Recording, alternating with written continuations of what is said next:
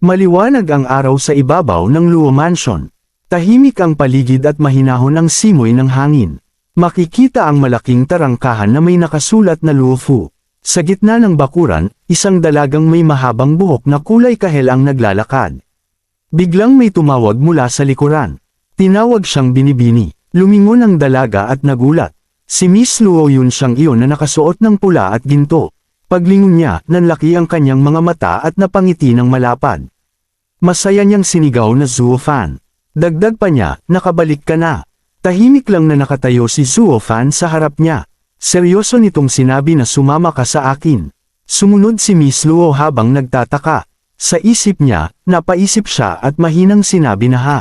Pagdating sa loob ng silid, humarap si Miss Luo kay Zuo Fan. Tinanong niya kung Zuo Fan, ano ba ito? Hindi sumagot si Zuo Fan at dahan daw ang isinara ang pinto at bintana. Nagulat si Miss Luo at pinagpawisan. Sa isip niya, tinanong niya kung isinara ba nito ang pinto at bintana. Dagdag pa niya sa isip, ito ba ay? Namula ang kanyang pisngi at kinabahan. Sa isip niya, sinabi niyang posible kaya. Bigla siyang napaatras at sumigaw. Tinanong niya kung Zuo Fan, ikaw. Dagdag pa niya, anong gusto mong gawin? Tumingin si Zuo Fan at seryosong nagsalita. Sinabi niyang aalis ako. Nanlaki ang mata ni Miss Luo at napasigaw. Gulat nitong sinabi na ano. Lumapit si Miss Luo at nanginginig ang boses. Tinanong niya kung bakit. Ipinaalala niyang ang Luo family ay lumalago na.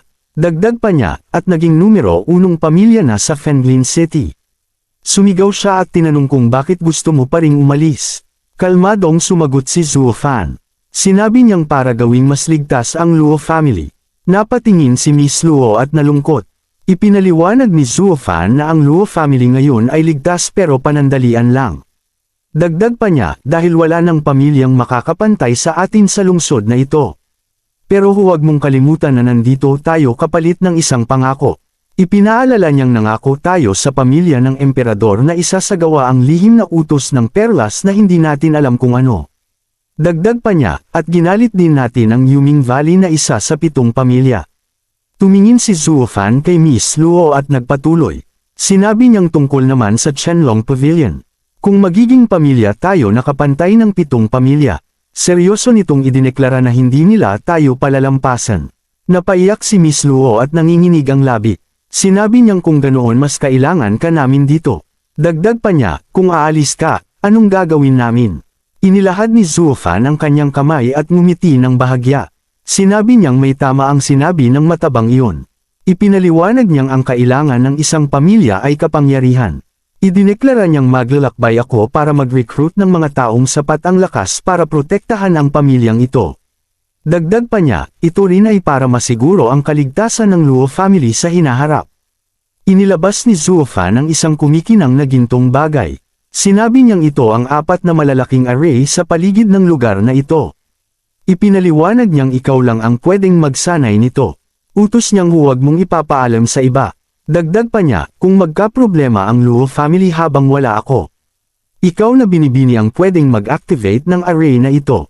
Sinabi niyang ang 4 na array na ito ay level 5 array.